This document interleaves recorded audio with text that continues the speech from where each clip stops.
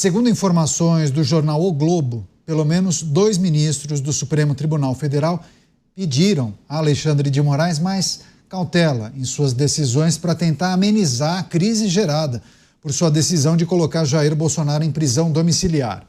De acordo com interlocutores que foram ouvidos pela reportagem, alguns magistrados tiveram conversas reservadas com Moraes, em que deixaram claro o incômodo com a forma como a decisão foi tomada, sem consulta prévia à Procuradoria-Geral da República nem outros integrantes da Corte. O risco de sanções dos Estados Unidos preocupa os ministros, além da crise com outros poderes que escala praticamente dia após dia. Chamar os nossos comentaristas, começar com o Roberto Mota. Informações que indicam que ministros chamaram Alexandre de Moraes para uma conversa, externaram talvez uma certa insatisfação e pediram cautela nas decisões que poderiam vir a ser tomadas pelo ministro. Mota. Eu tenho dificuldade de acreditar nisso, Caniato. Sinceramente. Isso me parece mais uma estratégia de contenção de danos. Eu acho que eu falo em nome da maioria da população brasileira que assiste o que está acontecendo no Brasil, se eu disser que isso é muito pouco, muito tarde. O que a gente viu acontecer nos últimos anos no Brasil desafia a nossa credulidade, desafia a lógica. Muitas vezes é difícil entender o raciocínio por trás dessas coisas. É difícil entender aonde as pessoas acham que essas ações, que essas decisões vão levar. Agora, eu acho que eu também não erro muito se eu disser que houve fartura de oportunidades para que houvesse discordância. Não poderia haver votos em contrário, não poderia haver manifestações em contrário de oposição. A gente já viu nos tribunais, no passado, manifestações extremamente vigorosas, até agressivas, de discordância. Por que isso não aconteceu? A gente escuta tantos discursos públicos em solenidades, em eventos, de pessoas que não deveriam fazer discursos, e nenhum desses discursos, pelo que eu me lembro, a gente ouviu uma oposição frontal, direta, a tudo isso que aconteceu. Eu queria levantar um outro aspecto também, Caniato. Envolvidos nesse processo está uma multidão de pequenos burocratas, de servidores, que fizeram toda essa máquina funcionar. Talvez a natureza dessas decisões tenha escapado a esses servidores, ou talvez não tenha interessado a eles entender o que estava acontecendo. Esse funcionalismo que tem uma disposição amoral de servir, seja lá qual for a tarefa envolvida, me lembra o que a escritora Hannah Arendt escreveu no seu livro Eichmann, em Jerusalém, em que ela descreve o julgamento do criminoso nazista Adolf Eichmann, que foi levado para Israel para ser julgado. E Hannah Arendt disse que ela chegou lá esperando encontrar um monstro perverso. E ela encontrou simplesmente um burocrata medíocre, pequeno, que estava preocupado com a sua carreira, com o aumento de salário, com as férias no final do mês. Então, é importante sempre lembrar isso, chamar a consciência de todas as pessoas que tornaram todas essas coisas que a gente viu acontecer no Brasil possível. Sem elas, nada disso teria acontecido. A esses funcionários se aplica uma famosa frase do pensador conservador Edmund Burke: não sendo as piores pessoas, são capazes das piores coisas. E você, Cristiano Beraldo, dá para relacionar talvez alguns sinais nas últimas 2 semanas, e esses sinais podem ser considerados talvez uma virada de página, o início de um processo, um novo momento dentro do judiciário, especialmente na Suprema Corte? Falava-se em irritação de alguns ministros em uma reportagem, depois o discurso de um outro ministro que fala em erros e acertos da corte, agora, há alguns dias, a insatisfação de um integrante, porque familiares possuem bens nos Estados Unidos, tem a Magnitsky, que poderia alcançar outros ministros, enfim. E aí, essa informação mais recente que indica que ministros chegaram a conversar, externar essa situação para o ministro Moraes e chegaram até a pedir calma, cautela com as próximas decisões. Renato, mudança houve.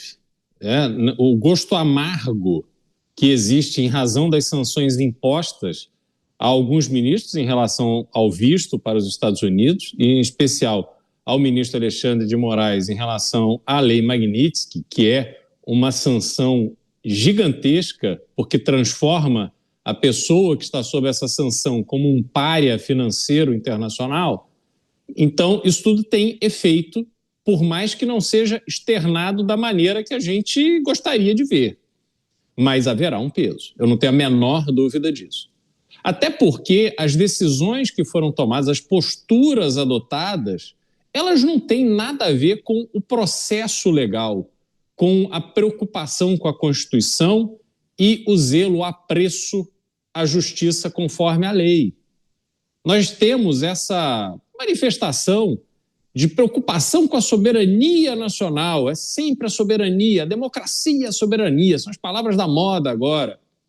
Mas eu, sinceramente, não vi uma preocupação da corte como um todo em relação à soberania brasileira, quando a primeira-dama do Brasil, num jantar com o presidente chinês, pediu ajuda para a China no controle das redes sociais no Brasil. Isso, para mim, é um atentado contra a nossa soberania.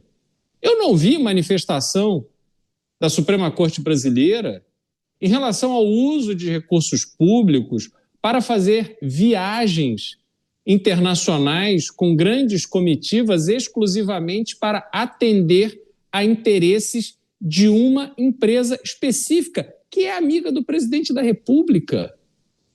Eu não vi a Suprema Corte Brasileira se manifestar de forma dura em relação aos indígenas que recentemente invadiram a Praça dos Três Poderes e os prédios públicos que lá estão, provocando quebra-quebra, depredação. Ao contrário, foram recebidos carinhosamente pelo presidente da corte. Aliás, presidente cujo filho agora resolveu sequer voltar para o seu trabalho nos Estados Unidos com medo de não ser aceito no país. Então, Caniato, obviamente houve mudança, mas agora eles vivem esse dilema. Como responder sem parecer fraco? Porque se eles sabem disso, se parecerem fracos, serão atropelados. Porque há muita gente rancorosa, inclusive aqueles que se dizem amigos, que estão ali em razão do medo, porque hoje são reféns das vontades do Supremo Tribunal Federal. Na primeira oportunidade que tiverem, eles vão atropelar. E me refiro ao Congresso. Há muita gente que foi afetada, que está na expectativa de voltar a ter razão, a razão que lhes foi tirada na mão grande. Então, os ministros sabem que essa transição tem que ser feita com muito cuidado para que ela não se volte ainda mais contra eles. Mas eu, sinceramente, não vejo absolutamente nenhuma condição real para que, no longo prazo, a postura autoritária continue prevalecendo. É uma questão agora da gente entender qual será a estratégia utilizada para que as coisas minimamente resgatem o seu curso normal. Nossos comentaristas repercutem um texto, uma reportagem publicada pelo jornal O Globo, em que indica que ministros do Supremo, no caso Gilmar Mendes e ministro Barroso, teriam conversado, teriam externado uma certa insatisfação com o momento e pediram para o ministro Moraes maneirar nas decisões, ou que ele tivesse calma e cautela nas próximas manifestações. Você, Dávila, como a gente precisa debater e analisar essa situação que envolve a Suprema Corte Brasileira e possivelmente essa manifestação dos ministros?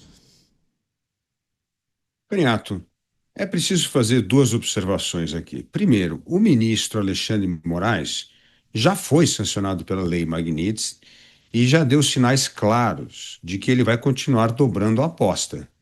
Se isso gera desconforto em demais ministros da corte, não adianta vazar descontentamento. Esse descontentamento precisa estar evidenciado nos votos. A única forma hoje que se acredita numa mudança de postura da Suprema Corte, muito naquilo que nós sempre defendemos aqui nos Pingos nos Is, que é a autocontenção, só pode ser expressa no voto. E, na verdade, pouquíssimos ministros tiveram coragem de ter um voto discordante de Alexandre de Moraes em todos esses episódios onde houve abuso de poder, a violação das regras do direito à ampla defesa, ao devido processo legal. Então, falas não adiantam mais. É preciso ver se essa divergência extrapola o espírito corporativista que prevalece na corte e passa a refletir nos votos. Aí sim nós podemos acreditar que começa uma inflexão da Suprema Corte em rumo a uma autocontenção tão importante, tão necessária para restabelecermos um pouco daquele antigo papel da Suprema Corte, desenhada pelos constituintes, que era ser a guardiã da Constituição.